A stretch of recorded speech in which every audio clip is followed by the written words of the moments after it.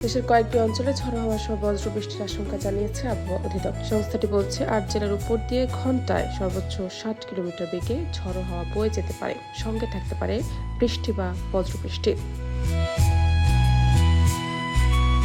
১৩ March সকাল থেকে আগামী ২৪ ঘন্টায় দেশের অভ্যন্তরীণ নদীবন্দরগুলোর জন্য দেওয়া আবহাওয়ার পূর্বাভাসে তথ্য জানানো হয়েছে।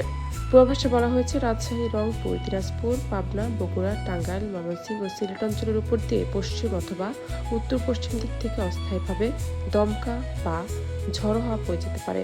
এ সময় বাতাসের গতিবেগ ঘন্টায় ৪৫ থেকে ৬০ কিলোমিটার পর্যন্ত হতে পারে।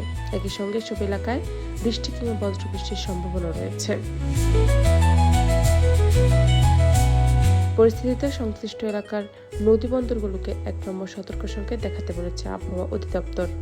নৌযান চলাচলে সতর্ক থাকার জন্য সংশ্লিষ্টদের পরামর্শ দেওয়া হয়েছে। জানাত নিপু, দেশ রূপান্তর।